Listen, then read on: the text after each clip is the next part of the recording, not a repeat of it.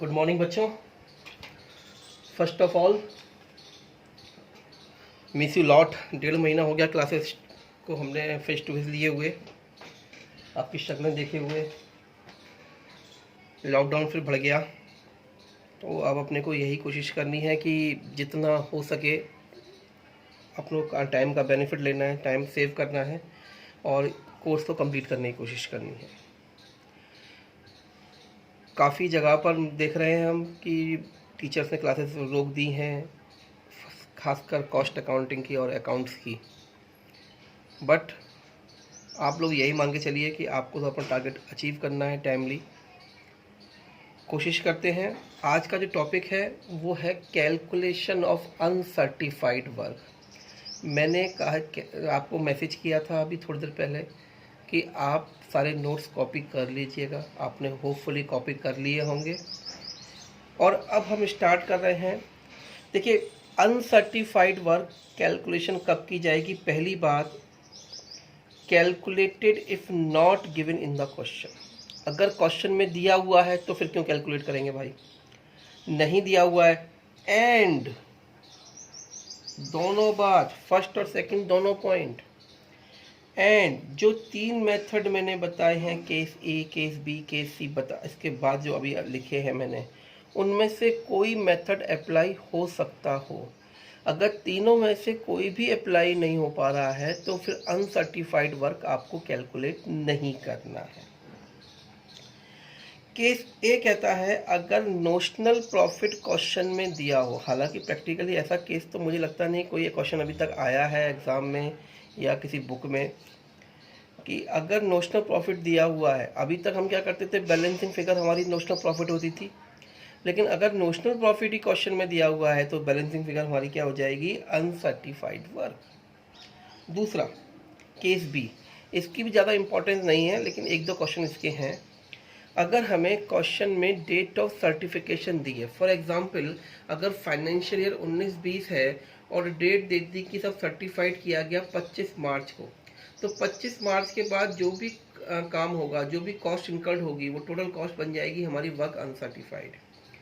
Cost done after the date of certification will be uncertified work. Note: if any expenses is dependent on the certificate will be uncertified work. If any expense is dependent on the other expenses, that will also be taken while calculating uncertified work. Let's say एक example लेके चलते हैं बच्चों। Expenses हैं पूरे साल के, material 5 lakh, wages 6 lakh, overhead 1,20,000। कहता है कि overheads are taken as a percentage of direct wages. Expenses incurred after the date of certification, direct material 10,000, direct wages 5,000। अब बेटे एक बात तो क्लियर हो गई कि ओवरहेड जो है वो डिपेंडेंट है डायरेक्ट वेजेस पर। तो पहले हम परसेंटेज निकालते हैं, रिलेशन निकालते हैं कि ओवरहेड्स का और डायरेक्ट वेजेस का क्या रिलेशन है। तो overheads on the direct wages 1,20,000 upon 6 lakh equal 20%। ये तो पूरे साल की परसेंटेज हो गई। लेकिन जब सर्टिफिकेशन हुआ उसके बाद जो खर्चे हुए, यानी कि जो खर्चे हमारे अनसर्टिफाइड वर्क के पार्ट हैं, वो हैं डायरेक्ट मटेरियल 10,000 और वेजेस 5,000। ओवरहेड्स के बारे में कोई इन्फॉर्मेशन नहीं दी है, लेकिन ओवरहेड्स का रिश्ता है किससे? डायरेक्ट वेजेस से। तो जहाँ जहाँ डायरेक्ट वेजेस जाएगी वहाँ वहाँ ओवरहेड्स जाएंगे। कितने? 20% ऑफ डायरेक्ट वेजेस। तो मटेरियल 10,000, वेजेस 5,000, ओवरहेड्स 1,000। केस सी है, degree of completion is given. इसको समझ लीजिए क्योंकि अभी प्रैक्टिकल क्वेश्चन जब हम करेंगे तो ये ज़्यादा क्लियर होगा।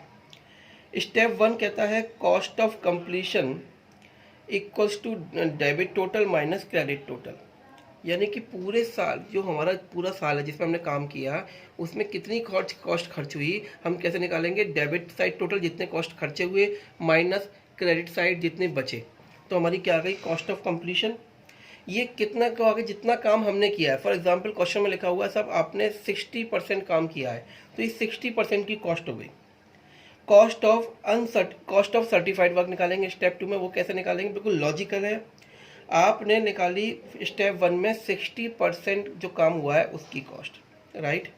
अगर मैं इसका रिवर्स कर दूं, यानी कि पूरी कॉस्ट को डिवाइड कर दूं 60% से, तो मुझे पूरे कॉन्ट्रैक्ट की एस्टिमेटेड मुझे क्या मिल जाएगी, पूरे कॉन्ट्रैक्ट की एस्टिमेटेड कॉस्ट मिल जाएगी पूरे कॉन्ट्रैक्ट की, राइट। और इसको प्रोपोर्शनेट कर दूं into certified work upon contract price, तो मेरी सर्टिफाइड वर्क की कॉस्ट आ गई। टोटल कॉस्ट में से अगर सर्टिफाइड वर्क की कॉस्ट घटा देंगे तो अपन क्या बचेगा हमारे पास, कॉस्ट ऑफ अनसर्टिफाइड वर्क। अभी यही है। इसके बाद मैंने एक क्वेश्चन और लिखवाया है आपको, ये एग्जाम्पल, ये आप नोट कर लीजिए, क्योंकि इस पे बेस हमारा केस सी भी लगेगा, और जो हमने नोट्स पहले लिखे थे एस्टिमेशन प्रॉफिट वाले वो भी कवर किए जाएंगे, राइट। अब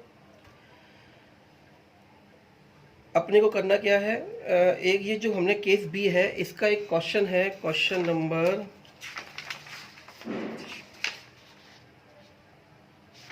9, ये आपको होमवर्क में करना है दोपहर तक, ठीक है। उसके बाद मैं आपको अगला क्वेश्चन कराऊंगा, क्लास बड़ी होगी एग्जाम्पल की, ठीक है। तो ध्यान से अभी इतना ही करिए। थैंक यू बच्चों।